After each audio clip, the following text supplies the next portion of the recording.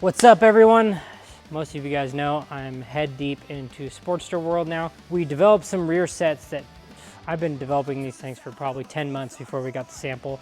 There's so many changes. We did a set that finally made it to a sample in aluminum. Been testing them out, and then we made our final adjustments. This is the finished production. So we're gonna test fit all this stuff on there. This is the first set that I'm gonna put on. It's beautiful. We made a bunch of really cool changes that I'm gonna go over in this video and kind of do a tutorial on how to do this. So let's dive into it. I'm gonna take off all the old shit first and then we'll dive into the new stuff.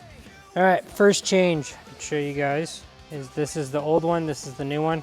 The throw on the brake rod, or that pushes the brake rod up, was a little bit too short.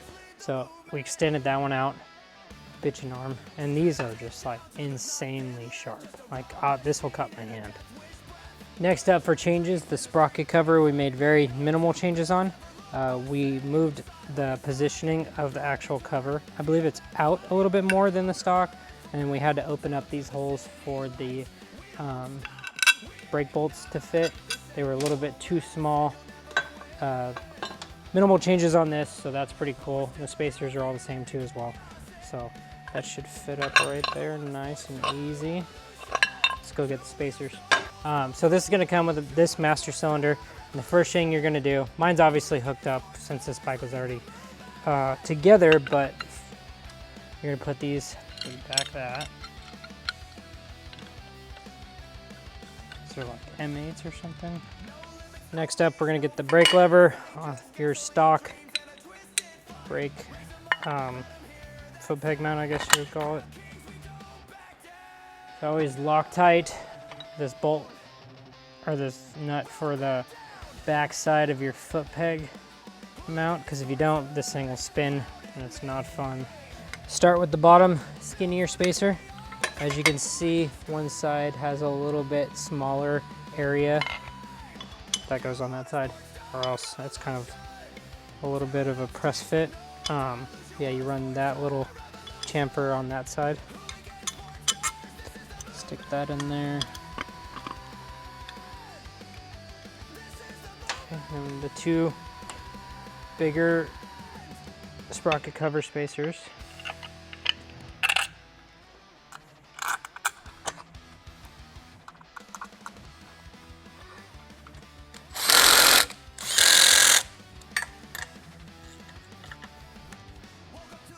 Holy butt sniffer.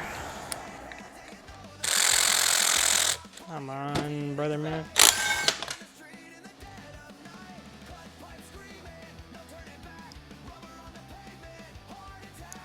Okay, old sprocket cover to the new one. I think you can see the big obvious one is there's a window here now, so you can adjust your clutch on the go, which is pretty bitchin'. On top of that, if you compare these two, this has a removable foot peg bracket, and other than that, I think these are identical. This one actually worked out pretty decent, but we had the idea to do this and this after the fact, so I have to bolt this hardware on first. So this has two different bolts. This one's a little bit shorter. The longer one will get a nut on the back, on the bottom side of this one, but I'm gonna Loctite these just in case.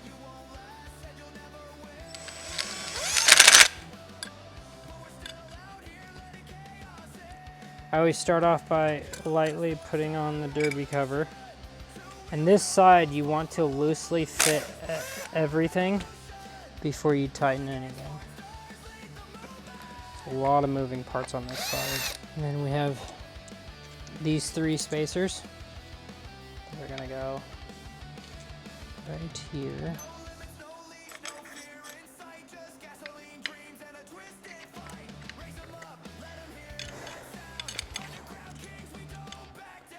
You gotta loosely fit everything so it all fits together. Let's get these started. Get this bracket going.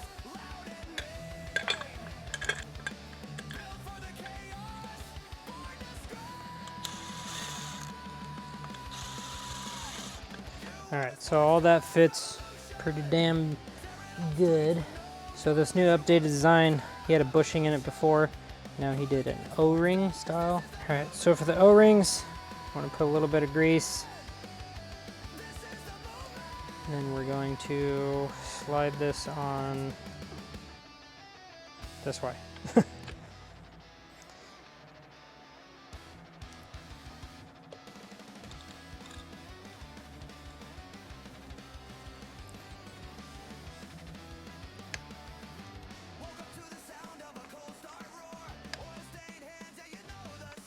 think our next order of biz is to tighten up everything, and I always go for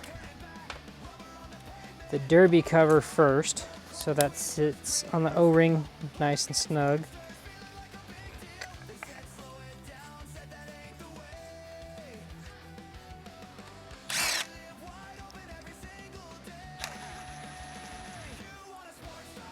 So what we did here next was got the shifter peg on, and then you get your linkage, and you're going to put these two bolts on.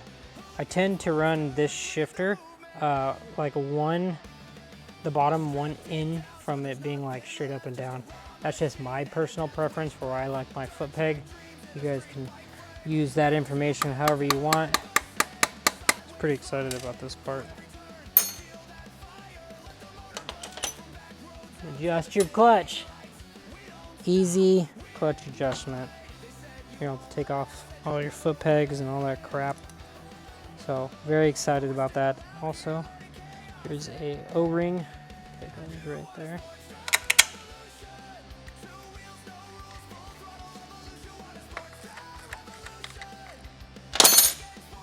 Look at that.